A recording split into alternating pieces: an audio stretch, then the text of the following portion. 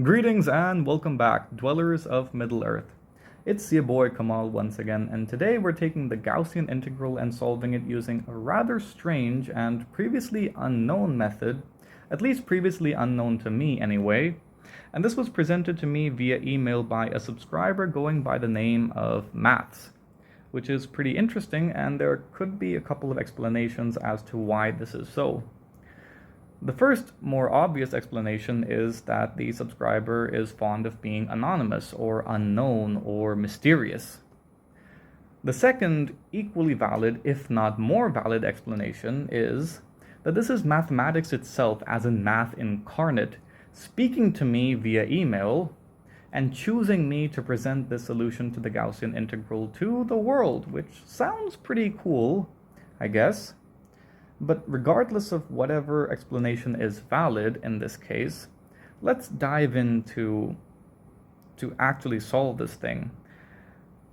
What exactly is our approach here?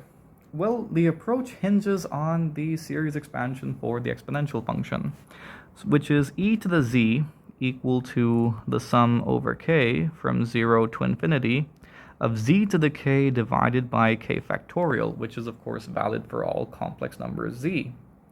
Now we're going to replace z here by negative t squared, so we have e to the negative t squared equal to the sum over k from 0 to infinity of negative 1 to the k times t to the 2k divided by k factorial.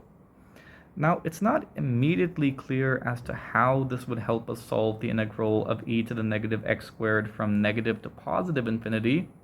However, if we integrate over a finite interval, that is, we're going to integrate from 0 to x, then we have the integral from 0 to x of e to the negative t squared dt equal to the sum over k from 0 to infinity of negative 1 to the k over k factorial, which is of course a constant, times t to the 2k plus 1 divided by 2k plus 1 with the limits being 0 and x. So we have an interesting result here that the integral from 0 to x of e to the negative t squared dt equals the sum over k from 0 to infinity of negative 1 to the k divided by k factorial times x to the 2k plus 1 divided by 2k plus 1, whereas when t goes to 0, we of course get a 0. Now, if we let x here go to infinity, that's definitely not going to work. So how exactly is this infinite series useful? We'll return to it later, but first we're going to introduce the auxiliary integral, j, defined as the double integral from 0 to infinity, 0 to x, of e to the negative x squared times e to the negative t squared dt dx. And the utility of this auxiliary integral hinges on the fact that we're integrating first with respect to t and then with respect to x. So for the first integration, the x functions are being held constant.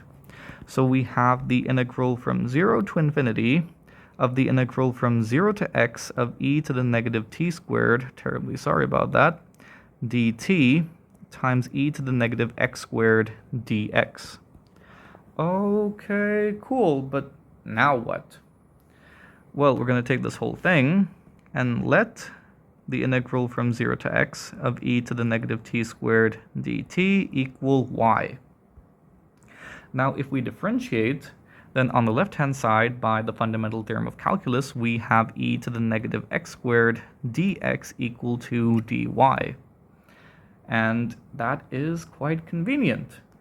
Now, what about the limits of integration? Well, as x approaches 0, y approaches an integral from 0 to 0, which of course collapses to 0. Whereas when x approaches infinity, y approaches the integral from 0 to infinity of e to the negative x squared dx, which is related to our target integral. Recall that we're integrating e to the negative x squared, which is an even function, so we could replace this by twice the integral from 0 to infinity of e to the negative x squared dx. And of course, the name of the dummy variable doesn't matter, whether you call it x or t, so that means y here approaches, oh, terribly sorry about that, this here was a t squared dt. So again, the name of the dummy variable doesn't matter, so this is also the target integral I over 2. So y here approaches I over 2 as x approaches infinity, which is pretty cool. So j here equals the integral from 0 to I over 2 of this whole thing being called y and this thing turning into dy. So we have y dy.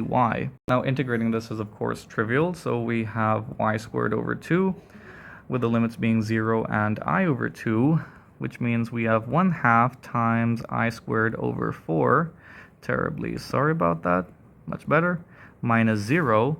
So j here equals I squared over 8, or we have I here equal to root 8 times g, which is an interesting looking relationship between our target integral and the auxiliary integral that we defined. But what exactly is its utility? Well, for that, we're going to solve the integral j slightly differently. Now, seasoned viewers of the channel are familiar with the fact that slightly and drastically actually mean the same thing. So remember that infinite series we derived earlier? We're going to take it and plug it into our j integral, which gives us j equal to the integral from 0 to infinity of the sum over k from 0 to infinity of -1 to the k divided by k factorial times x to the 2k plus 1 divided by 2k plus 1 times e to the negative x squared dx. We now switch up the order of the integration and summation operators and get the sum over k from 0 to infinity, and we'll take all the k terms outside the integration operator, so we have -1 to the k divided by k factorial, k factorial times, I'm going to need a bit more writing space over there, so we have -1 to the k divided by k factorial times 2k plus 1. Okay, cool. Times the integral from 0 to infinity of x to the 2k plus 1 times e to the negative x squared dx. We now let x squared equal u, which implies that x here equals root u, and dx equals 1/2 times u to the negative 1/2 times du. Terribly sorry about that. So that means j here equals the sum over k from 0 to infinity of -1 to the k, terribly sorry about that, divided by k factorial times 2k plus 1 times the integral from 0 to infinity of what exactly happens to the x variable. We have u to the 1/2 times 2k plus 1, so that is u to the k plus 1/2 times u to the negative 1/2 times e to the negative u du, and of course we have a factor of 1 over 2. That is outside the integration operator now. So the 1/2s cancel out, and we have the sum over k from 0 to infinity of -1 to the k divided by k factorial times 2k plus 1, factor of 1/2 outside, times the integral from 0 to infinity of u to the k times e to the negative u, terribly sorry about that, du. Now this integral is in fact quite familiar. This is, of course, the gamma function evaluated at k plus 1, which we know equals k factorial. So the factorial terms cancel out quite nicely, and we have 1/2 times the sum over k from 0 to infinity of -1 to the k divided by 2k plus 1. And this is one of those really standard sums in calculus we can derive, for example, from the geometric series, whereby we have 1 over 1 plus x squared equal to the sum over k from 0 to infinity of -1 to the k times x to the 2k. So if we integrate this whole thing, terribly sorry about that, we get on the left-hand side the arctangent function. So we have arctangent x equal to the sum over k from 0 to infinity of -1 to the k times x to the 2k plus 1, again terribly sorry about that, divided by 2k plus 1. And I might as well give myself a little bit more writing space. And all we need to do now is notice that to get our target series, we need x equal to 1. So we have arctangent 1 equal to the sum over k from 0 to infinity of -1 to the k divided by 2k plus 1, which means it equals pi over 4. So j here equals pi over 8. Now recall that I here equaled root 8 times j, so we have root 8 times pi over 8, implying that I here equals root pi, as we all expected. And this was actually pretty neat. I hope you enjoyed the video. Thank you once again, Maths, for the wonderful solution development. Be sure to like and subscribe. Thank you. See you next time.